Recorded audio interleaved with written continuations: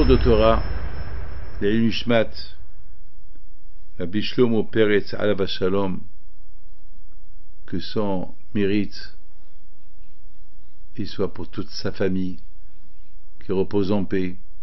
Amen. Shalom Abracha, que Hachem vous protège, vous donne la santé, la joie, la prospérité. Bon, si Dieu veut, ce soir, après le cours, c'est le mariage de mon petit-fils qui s'appelle Haïm, du fils de Rabbi Raphaël Pinto, et Be'ezrat Hashem, on a eu aussi une autre joie. Rabbi Michael Pinto, mon fils, il a eu Shabbat, un garçon, donc si Dieu veut, double joie, et un mariage, et une brit mila. Alors je souhaite, de tout cœur, à tous ceux, Be'ezrat Hashem, qui doivent se marier, ou qui veulent se marier, ou qui cherchent à se marier, et bien que Akadosh Baruch Hu leur donne un bon mazal, et que Akadosh Baruch Hu leur donne des enfants. Amen. Voilà, je partage cette joie avec vous, et que Hachem, il vous donne tout ce que vous désirez, si Dieu veut. Amen, amen, amen. Mes amis, la paracha de cette semaine, elle nous parle de la mort de Sarah Imenu. Et c'est bizarre, la mort de Sarah Imenu, elle se passe après le sacrifice de Yitzhak. Hachem il dit à Yitzhak Abinu l'Akeda. Hachem il dit à Abraham Abinu, prends ton fils Yitzhak et tu vas le sacrifier. Vous savez, c'est pas de la rigolade. Ici on parle après 100 ans que Abraham Abinu il vient d'atteindre l'âge de 100 ans.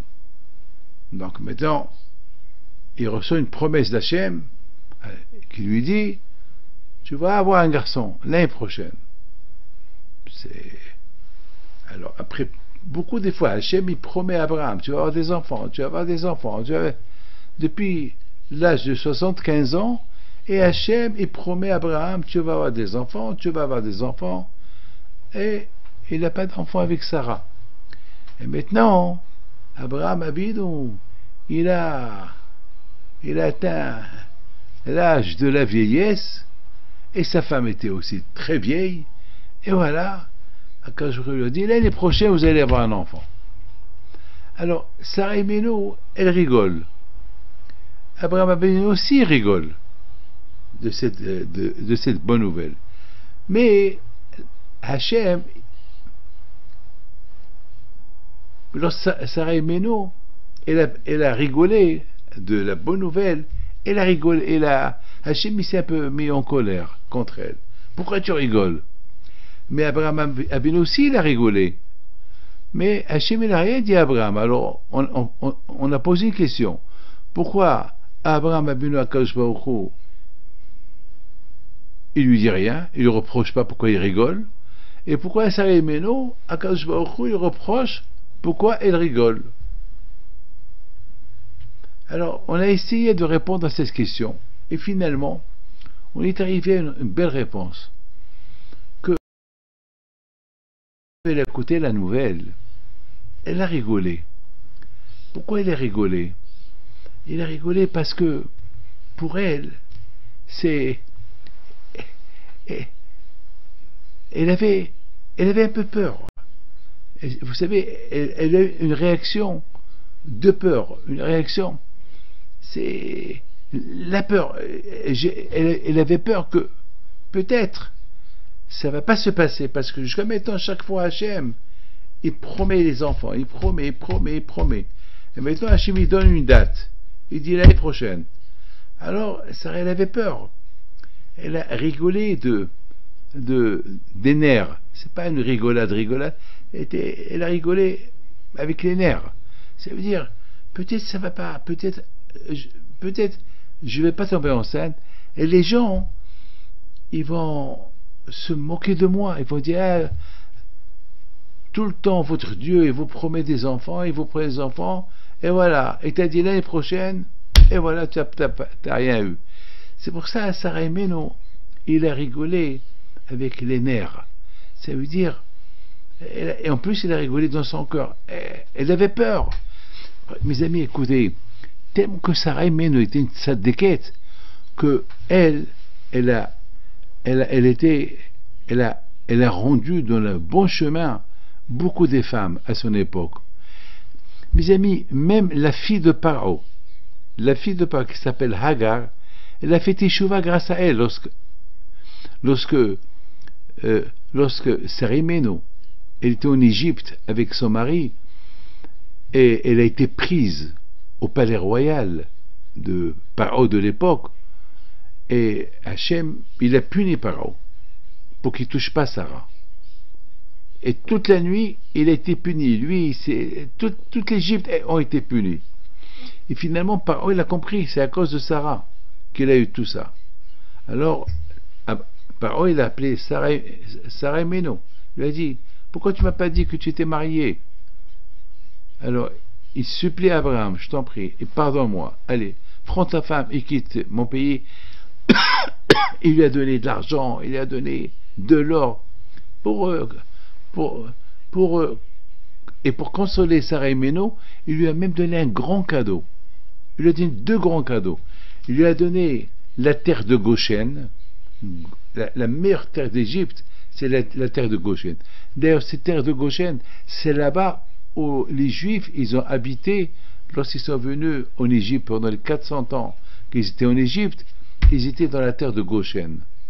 Donc Yaakov Abinu et ses enfants, ils sont venus en Égypte s'installer lorsqu'ils ont entendu que Yosef Hatzadik, il était le roi. Alors, c'est la terre que Paro, il a donnée à Sarah Imenu. C'est de la folie. Et Sarah était la grand-mère de Yaakov Abinu. Donc, Paro, pour consoler Abraham, pour qu'il soit à l'aise, pour qu'il lui pardonne parce qu'il lui a pris sa femme, il lui a donné 2 grands cadeaux. Il lui a donné la terre de Goshen, et il lui a donné plein d'animaux, du bétail, plein de bétail, et il lui a donné de l'argent et de l'or, et il lui a donné un autre cadeau. Il lui a donné Hagar, sa fille, la fille de Paro, sa propre fille.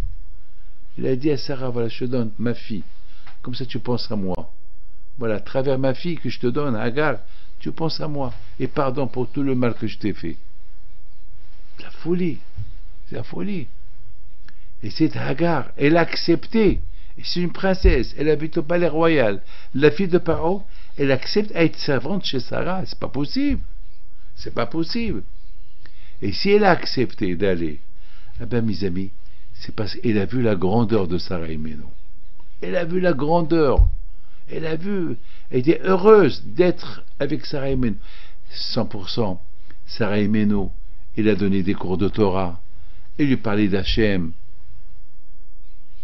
Parce que il y a un grand Rav, il s'appelle Rav Miller, Rav Abigdor Miller, alav shalom, il dit que là où Abraham et Sarah, ils allaient, ils parlaient du bon Dieu. Tout le temps, ils parlaient du bon Dieu. Maintenant, que Sarah, elle a eu du succès dans le palais royal, bien sûr, tout le palais royal, ils sont venus chez elle pour demander des brachot. Elle parlait d'Hachem. Elle parlait d'Hachem, donc elle a été séduite. Hagar, elle a été séduite par les paroles saintes de Sarah Imenu. Donc, elle a accepté d'aller avec elle.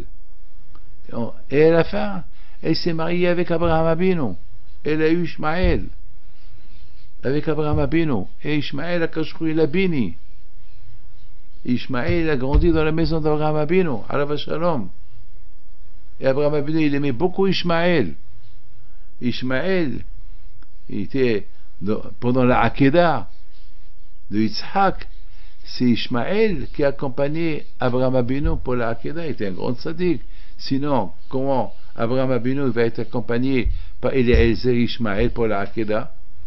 Donc on voit que on ne parle pas ici de n'importe qui. Hagar, c'est pas n'importe qui. Pour que Hagar se marie avec Abraham Abinu, c'est que Hagar était une grande tzaddiket. Ne croyez pas que Hagar, et en plus, vous savez que Hagar, il a eu le mérite de voir les malachim, elle a eu le mérite de voir les anges, elle parlait avec des anges. Et pour le kavod de Hagar, les malachim, ils venaient en groupe lui parler. Et Hagar n'était pas n'importe qui. Pour être la femme d'Abraham Abinu, il faut être une femme sainte. Et Hagar était une femme sainte. Alors comment Hagar elle est arrivée à cette sainteté, d'être sainte et de lâcher le palais royal, comme qu'elle a fait Ruth. Ruth aussi était la fille du roi de Moab. Elle a tout lâché, elle a lâché le royaume, elle a suivi Naomi. C'est ce qu'elle a fait Hagar. Elle a tout lâché, elle a suivi Sarah et Ménou. Et lorsque Sarah elle a vu qu'elle n'a pas d'enfant, elle n'arrive pas à avoir des enfants, alors elle a donné sa place à Hagar. Et en plus, elle a supplié Hagar. Parce que Hagar, elle avait peur. Elle dit quoi? Moi, je vais être la femme d'Abraham Avinu, c'est pas possible. Alors Sarah Ménou, il lui a dit, quel zéchout, quel mérite tu as de se marier avec Abraham, quel zéchout. Elle a prié avec des bonnes paroles, jusqu'à qu'elle a convaincu. Mes amis, dans la paracha de cette semaine, on voit comment la Torah, elle nous parle de la mort de Sarah et Ménou. Mais on a vu une chose. On a vu que Yitzhak Abinu n'était pas présent pour l'enterrement de Sarah, sa mère. Alors on se pose la question, il était où Yitzhak Abinu? Eh bien, mes amis, Yitzhak Abinu, il y a ceux qui disent que Yitzhak Abinu, après qu'il n'a pas été sacrifié, Abraham Abinu, il a envoyé à la yeshiva étudier la Torah chez Shem Ve'ever. Il dit, maintenant tu vas étudier la Torah, relax, jusqu'à que le temps du mariage y vient et je t'appellerai. Il y a ceux qui disent que Yitzhak Abinu, avec lorsqu'Abraham il l'a sacrifié et lorsqu'il l'a attaché, il a ouvert les yeux, il a vu les anges, il a vu des malachim. Et ces malachim, ils ont pleuré. Ils ont pleuré. Et les larmes des malachim sont tombées dans ses yeux. Donc, il y a eu un miracle, il n'est pas devenu aveugle tout de suite. Mais ces larmes de malachim, ils l'ont aveuglé lorsqu'il était vieux. Mais sur le moment, ils ne l'ont pas aveuglé. C'est un miracle. Sur le moment, ils ne l'ont pas aveuglé. Pourquoi? Parce que si Yitzhak Abinu devient aveugle au moment de la Hakeda, au moment du sacrifice, donc on n'a pas le droit de sacrifier un sacrifice au bon Dieu, un animal, une bête qu'elle a un défaut. Une bête qu'elle est aveugle, on n'a pas le droit de la sacrifier. Donc pendant la Hakeda, on n'avait pas le droit de... Donc pendant la Hakeda, si Yitzhak Abinu devient aveugle, donc ce sacrifice il ne vaut rien du tout, donc comme si Abraham Abinu n'a rien fait. Et c'était important que le sacrifice il soit complet, comme ça, même qu'Abraham Abinu n'a pas été sacrifié, alors dans le ciel on considère qu'Abraham Abinu il a sacrifié son fils. Alors maintenant, le Shabbat on m'a posé une question, mes enfants m'ont posé une question. Comment est-ce possible que les malachim, les anges, ils ont des larmes? Les malachim, ils ne sont pas des êtres humains. Les malachim, ils sont des gens. Des malachim, des gens du ciel. Ils n'ont pas un corps comme nous. Ils n'ont pas aussi 2 pieds. Vous savez, ils ont des ailes. Les malachim, ils n'ont pas... Ils pleurent pas, les malachim. Et dans la Hakeda, lorsqu'on lit la Hakeda Yitzhak, on lit que les malachim, ils ont pleuré, ils ont versé des larmes. Et ces larmes, ils sont tombées dans les yeux de Yitzhak Abinu. Alors la question est, mais les malachim, ils ne sont pas humains. C'est des gens célestes, c'est les gens du ciel, pas les gens comme la terre. Ici, nous, on a des larmes, on a un corps. Mes amis, j'ai donné une belle réponse.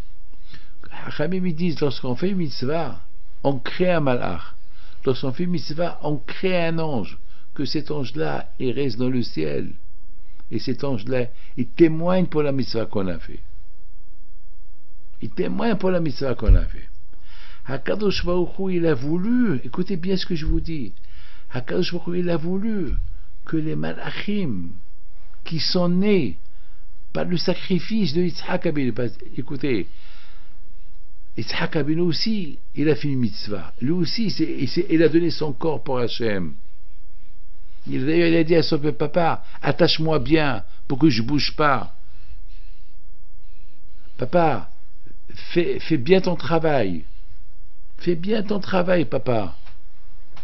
C'est dur pour Yitzhak d'être sacrifié. Écoutez, je ne peux même pas imaginer que moi, écoutez, beaucoup de fois, j'essaie d'imaginer, si le bon Dieu il aurait dit à mon père, prends David et sacrifie-le.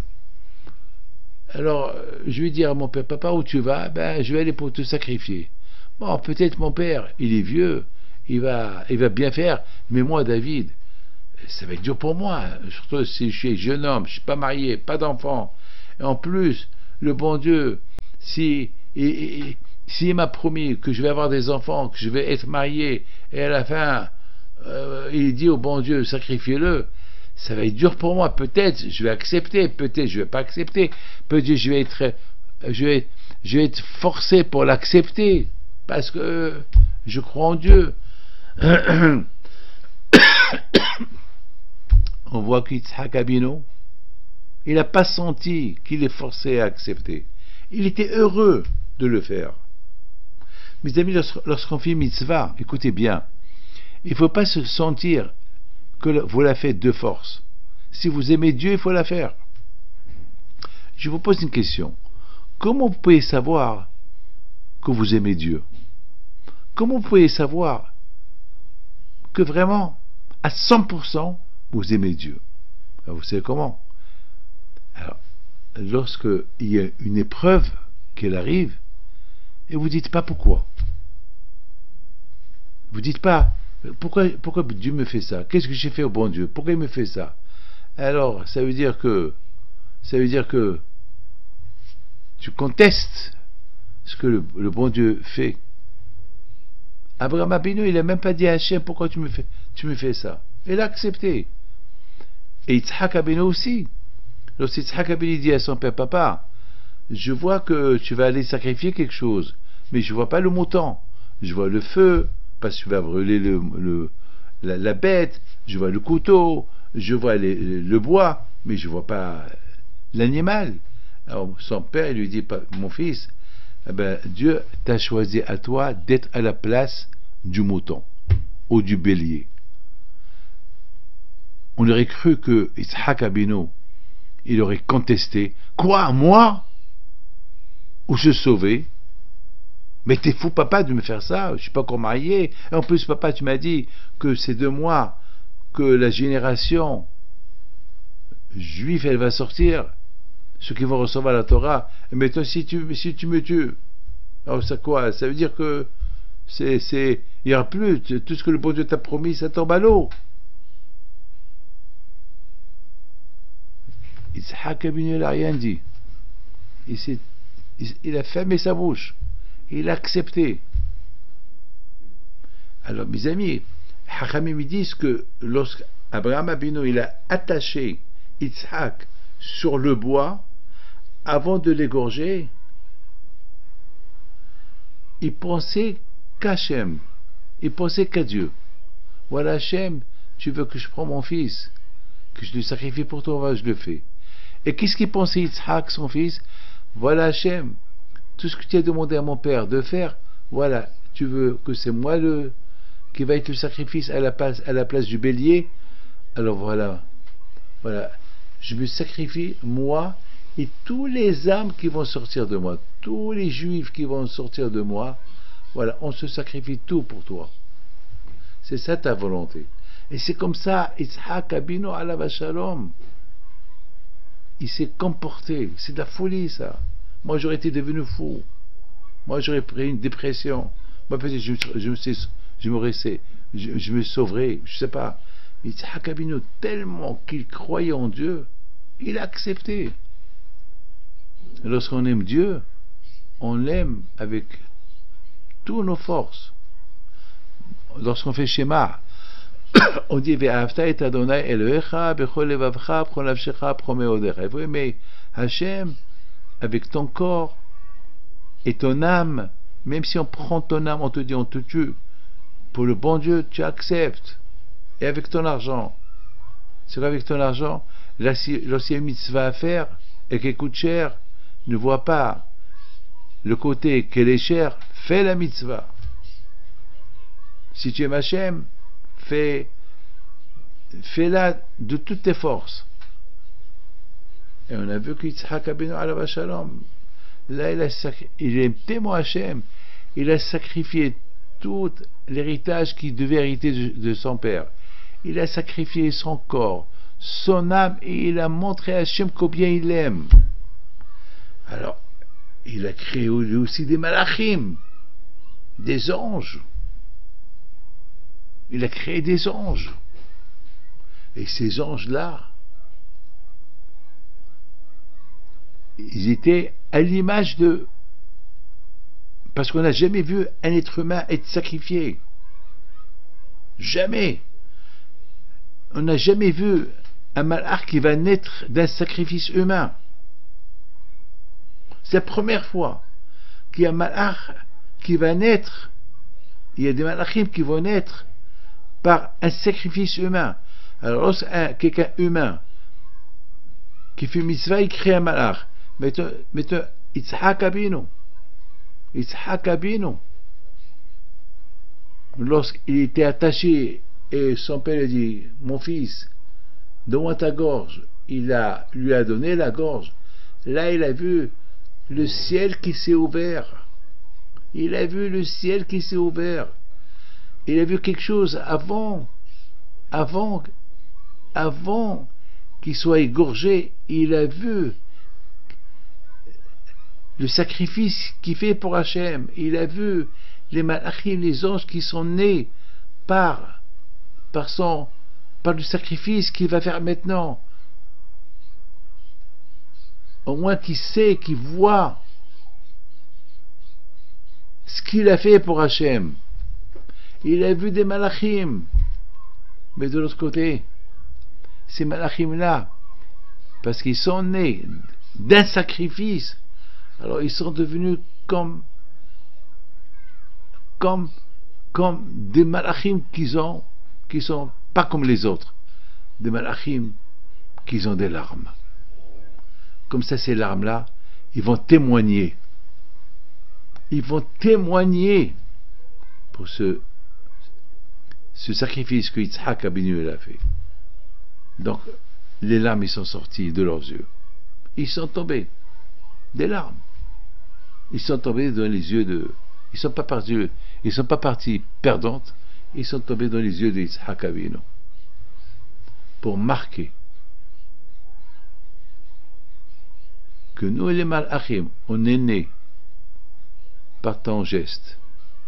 On sera là pour toujours défendre tes descendants. Yaakov Abinu alav shalom. Yaakov Abinu alav shalom,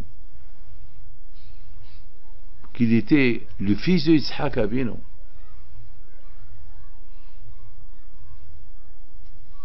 Il est parti pour recevoir la bracha de Yitzhak Abinu. Yitzhak Abinu était aveugle. C'est le cadeau que les malachim ils ont donné. Je pense, c'est le cadeau que les malachim ils ont donné à Yitzhak Abinu. Quel cadeau lui ont donné? Ils lui ont donné que ces larmes qui sont tombées dans tes yeux, nos larmes, qui sont tes larmes qui sont tombées dans tes yeux, ils vont être bénéfiques pour Yaakov Abinu, qui va venir prendre les brachot, parce que toi tu voulais les donner à Esav, c'est Yaakov qui va les prendre pour continuer la continuité du peuple juif. Donc mes amis, c'était important que ces larmes-là, ils sont venus de nulle part pour marquer la suite de Yitzhak Avinu. Yitzhak, ton sacrifice est considéré comme si tu l'as fait. Et tu vas rester vivant, tu vas avoir des enfants, et tu vas transmettre la bracha d'Hachem à tes enfants, à Yaakov Avinu. Et si Esav, et si Yitzhak Avinu, il n'aurait pas perdu les yeux, alors c'est Esav qui va prendre la bracha. Mais les malachim, eux, ils ont vu Yitzhak Avinu avec toutes les néchamotes qu'il avait sur lui se sacrifier pour le bon Dieu. Alors maintenant que c'est considéré comme tu as été sacrifié et que tous les néchamotes en toi ils vont rester, alors c'est que la bracha que tu vas donner, il faut la donner à Yaakov, parce que tous ces néchamotes que tu as, ils vont sortir chez Yaakov. Alors on ne peut pas te laisser faire la bracha à Esav, parce que Yitzhak Avinu, il a donné toujours une chance. Il a dit peut-être Esav, même s'il est rachat, peut-être il va faire tchouva, peut-être il va retourner vers Hachem. Mais les malachim, eux, ils voient tout, ils n'ont pas voulu prendre de risque. Alors, vous voyez mes amis, d'un mal il est sorti un bien. Mes amis, c'est bizarre. Après cette belle histoire du sacrifice de Yitzhak Avinu, on voit que Sarah Imenu, la pauvre, elle est morte. Elle est morte. Il y a ceux qui disent, parce qu'elle a entendu le sacrifice de Yitzhak, c'est pour ça qu'elle est morte. Il y a ceux qui disent, c'est parce que lorsqu'elle a entendu que Yitzhak n'a pas été sacrifié, à la fin, elle a dit peut-être je ne mérite pas que j'ai mis au monde un fils, pas puisqu'il n'a pas été accepté à être du sacrifice. Alors avec la peine, le chagrin, elle est morte.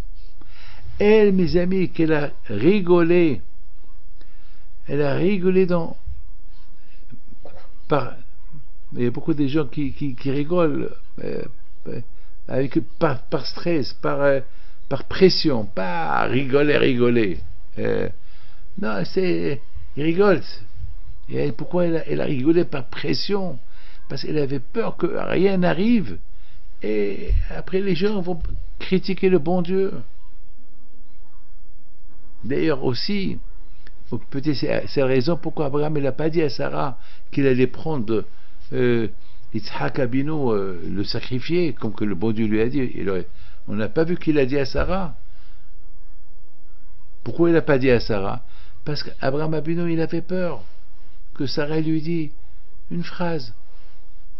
Alors comment ça va se passer?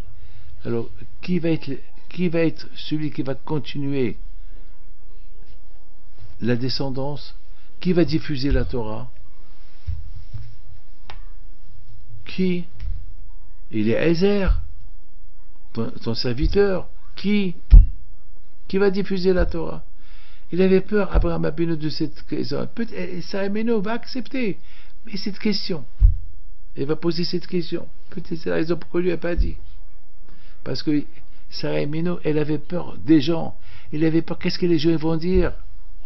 Alors, tout le monde, tu as dit à tout le monde que celui qui va continuer la diffusion de la connaissance d'Hachem, c'est Yitzhak. Ah, mais voilà, Yitzhak a été sacrifié.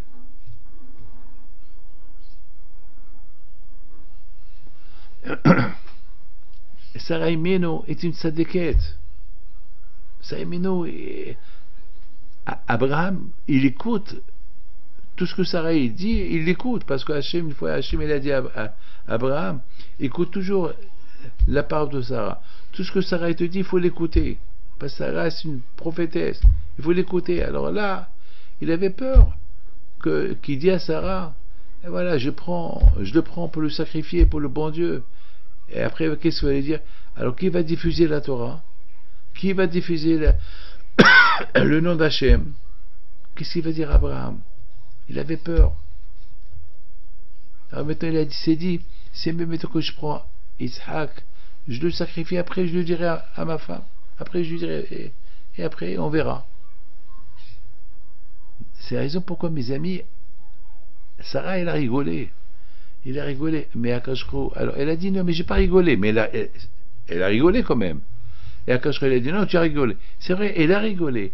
Mais c'était pas de la rigolade. C'était une rigolade de d'énervement. Qu'est-ce que, ici, le bon Dieu me donne pas d'enfant? Qu'est-ce que je vais dire aux gens?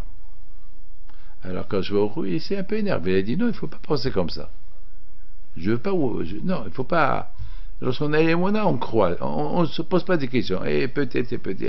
On a les monas. Mais lorsqu'Abraham Abinu il a rigolé, il lui a pas fait de reproche. Vous savez pourquoi? Parce qu'Abraham il a rigolé 2 jours. Il a dit encore un test. Encore le bon Dieu il va me tester. Peut-être il va pas me donner des enfants.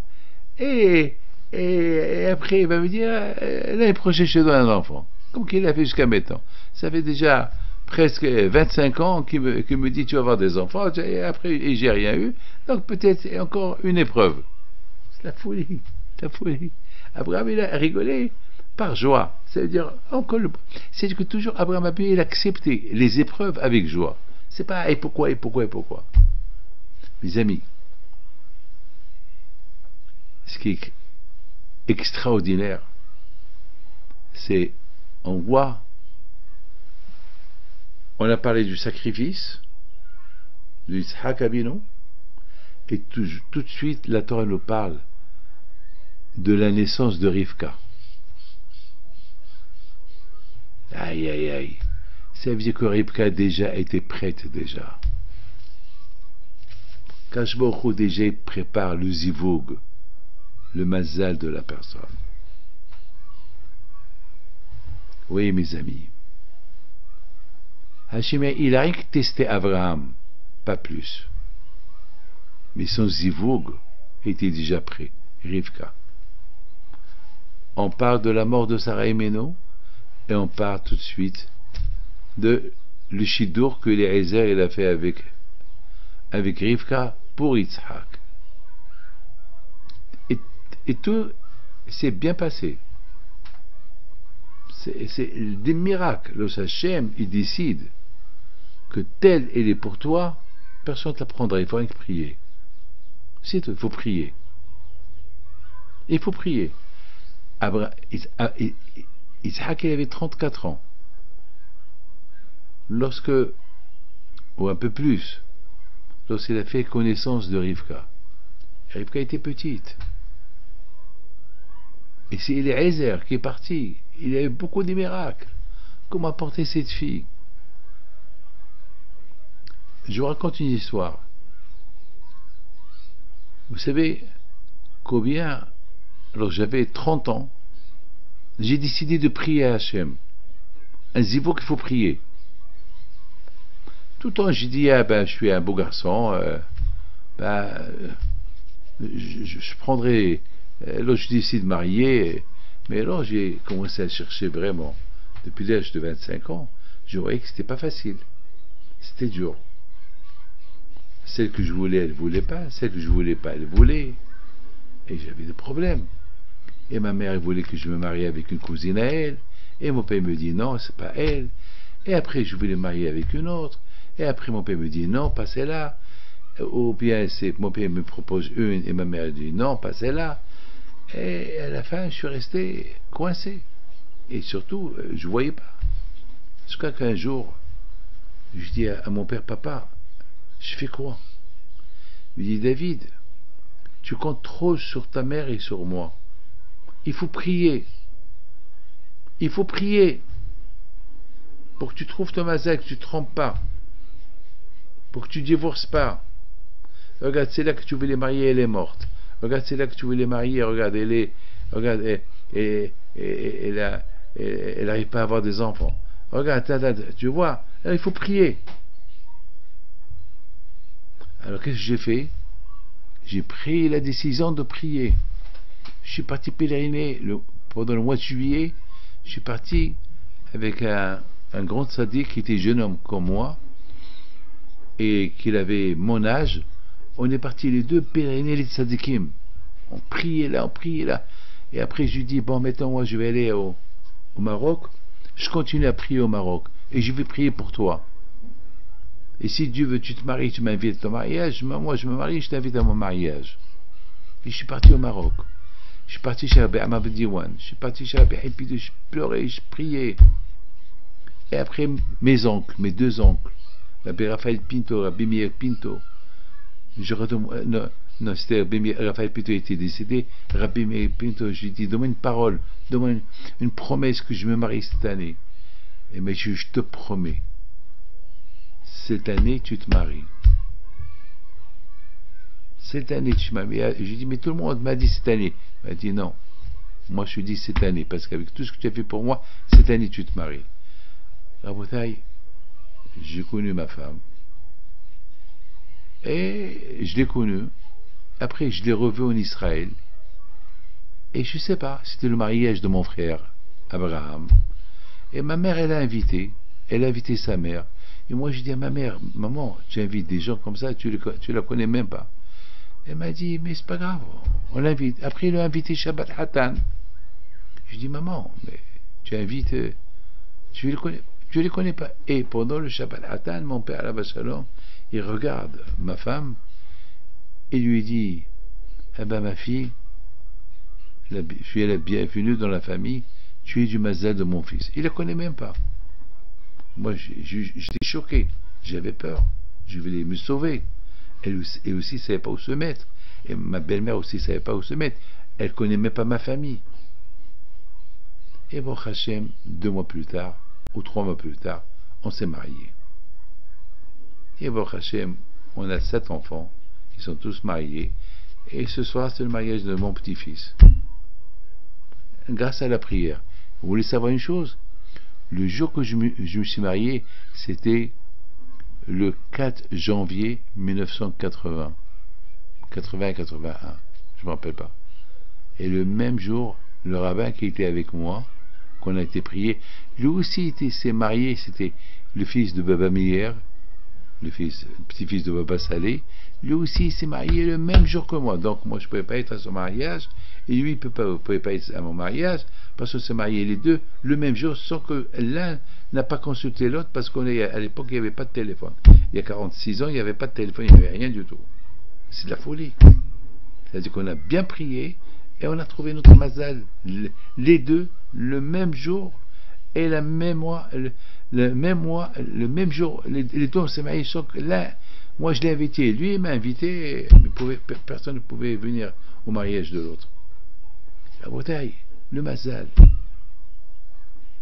C'est-à-dire que même pendant qu'Yitzhak Abino il a été pour faire la Hakeda, c'était rien qu'un test.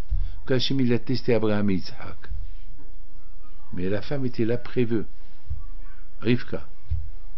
Les miracles qu'Eliezer il a eu, comment apporter Rivka à la maison. Vous pouvez imaginer, quelqu'un vous donne sa fille qu'elle a 3 ans, comme ça, et vous ne connaissez rien du tout. Eliezer, il fait 2000 km pour faire un chidour à Yitzhak Avinu. Elle a fait, elle le suit. Elle a fait, elle le suit. C'est de la folie, ça. Et les parents lui donnent. Mais peut-être c'est un kidnapping. Peut-être ce Eliezer, il est fou, mais non. Lorsque le Shidour, lorsque Mazal il vient d'Hachem, tout est parfait. Tout est impeccable. Ah, mais il y avait un problème. Eliezer, il arrive avec Rivka. Mais donc, comment on sait que c'est la vraie fille? Comment on sait que c'est elle que le peuple juif va naître. Comment on sait? Comment on va savoir? Alors nos sages ils nous disent quelque chose de magnifique. Nos sages ils nous disent que dès que Rivka est arrivée chez Yitzhak Abinu, était jeune, hein? Dès qu'elle est rentrée dans la tente à Sarah Imenu, tout de suite il y a eu un miracle. Laquelle? Lorsque Sarah était vivante, il y avait un nuée comme un phare que tous ceux qui voient ce nuée, ils savent que c'est là-bas la maison d'Avraham Abinu. Tout le monde savait que celui qui a faim, celui qui n'a pas mangé, il va chez Avraham Abinu. Alors comment on va savoir? Il y avait un miracle, le nuée, un nuée. Et ce nuée à la mort de Sarah Imenu, ce nuée il a disparu. Maintenant que Rivka il est rentré, ce nuée il est retourné. Waouh, super. Première chose. La deuxième chose, il y avait une veilleuse allumée de vendredi soir à vendredi soir. Chaque vendredi soir, elle s'éteint et Sarah Imenu elle la rallume. Toute la semaine, elle est allumée. Lorsque Sarah elle est morte, cette bougie elle s'est éteinte. Et lorsque Rivka est rentré dans la tente de Sarah Imenu, cette bougie s'est rallumée. Un miracle. Waouh! Troisième miracle, il y avait la bracha dans le pain. La bracha dans la Issa, le pain. Vous savez, Sarah Imenu, elle reçoit toujours des invités. Elle ne sait pas combien ils vont venir aujourd'hui. Elle ne sait pas. Nous, lorsqu'on invite des gens, plus ou moins on sait combien de gens vont venir. Mais là, on ne sait pas. Il y avait la bracha. Il y avait la bracha. Sarah Imenu, elle pétrit du pain. Il y avait la bracha pour tout le monde. Et voilà, Rivka, elle vient, et la bracha, elle retourne. Alors là, Yitzhak Abinu, il s'est contenté. Là, il était heureux. Abraham Abinu, ça c'est mon mazal, parce que elle est l'image de ma mère. Tous les miracles qu'il y avait à l'époque de ma mère, ils sont retournés avec Rivka Abinu, donc c'est une tzadéket. Les amis, une seule chose je peux vous dire, le mazal c'est pas facile. Je vous le dis, hein. Mariage, aujourd'hui il y a beaucoup de divorces, plein de divorces. Il y a beaucoup de gens aussi qui font des avortements, malheureusement. Plein de divorces, Ne croyez pas que c'est facile. Il faut prier. Le mazal, il faut prier pour ne pas tomber sur le faux. Je parle aux gens, aux hommes et aux femmes. C'est vrai, beaucoup de fois, il y a des femmes qui me disent Rabbi David, je veux telle et telle. Ou des garçons qui me disent je veux telle et telle fille. Il faut prier, c'est elle. Peut-être c'est pas elle. Peut-être c'est pas elle. Tout à l'heure, il est venu chez moi quelqu'un pour la bracha, pour qu'il se marie avec une fille. Alors j'ai commencé à poser des questions sur la fille. D'après ce qu'il m'a dit, je dis mon fils, je te connais. D'après je connais sur toi, cette fille-là, elle peut pas être pour toi. Elle me dit, elle me plaît. Alors je lui dis, si elle te plaît, je peux rien faire pour toi. Bah, va. Il faut prier. C'est vrai. Il y a beaucoup de gens qui se marient avec une fille parce qu'elle est belle, ou bien parce qu'elle est riche, ou bien des filles qui choisissent un garçon parce qu'il est beau, parce qu'il est riche. Ça ne veut rien dire. Oui, il est beau, il est riche, mais il est pauvre peut-être dans sa tête. Ouais, il est pauvre dans sa tête. Alors là, une fois que tu commences à habiter avec lui, tu vas voir que tu vas regretter et tout.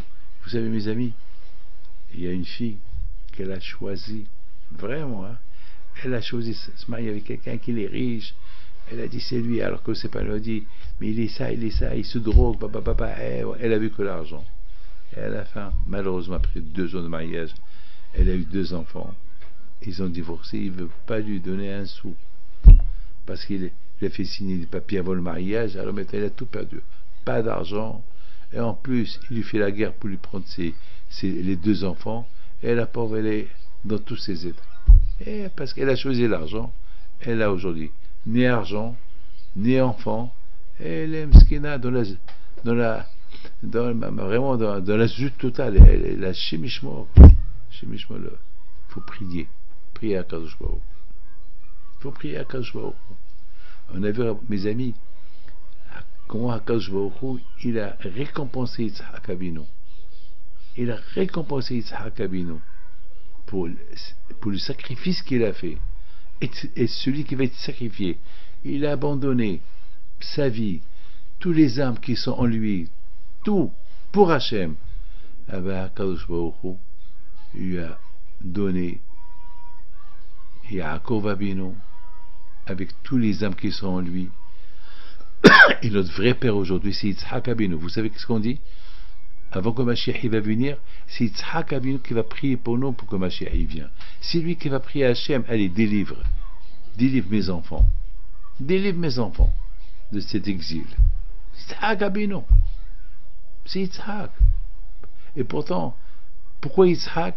Parce qu'Yitzhak Avinu, lorsque Hachem lui a dit, je te veux comme sacrifice, et s'est sacrifié, pas lui seul, il s'est sacrifié avec tous les âmes qui étaient en lui. Tous les âmes juives qui étaient en lui, parce que s'ils auraient été sacrifiés, eux aussi ils auraient été sacrifiés. Donc c'est considéré comme s'ils ont été tous sacrifiés. C'est Yitzhak Avinu. Et au même moment, Akadosh Baruch Hu, il a donné la bonne nouvelle à Abraham Avinu. Une fois que l'histoire du sacrifice est passée, il lui a dit, allez, Rivka elle est née, on voit quelqu'un la chercher. On voit quelqu'un la chercher. Mais est-ce que Rivka va suivre? Mais Akadosh ne pas dire Rivka, il a dit rien que on voit quelqu'un là-bas. Est-ce que Rivka va suivre? Eh bien, si c'est ton mazal, eh bien, elle va suivre. Et Abraham Abinu, il a béni Eliezer. Allez, je te souhaite une bonne réussite. Va chercher une fille pour mon fils. Avec la bracha de Abraham, avec la bracha de Yitzhak, et avec la bracha, la prière qu'il a prié Eliezer, eh bien, il a trouvé le mazal de Yitzhak Abinu. Le mazal, une fille tzadékette. Voilà. Allez, que le bon Dieu vous protège. Et Bisrut Rabbi plutôt soit avec vous. Et que Hachem vous donne la santé, la joie, la prospérité, et que Akadosh Baruch Hu, Bisrut, la Brit Mila et le mariage de mon petit-fils, la Brit Mila de mon petit-fils, Hachem vous donne à vous tous tout ce que vous désirez. Amen. À bientôt.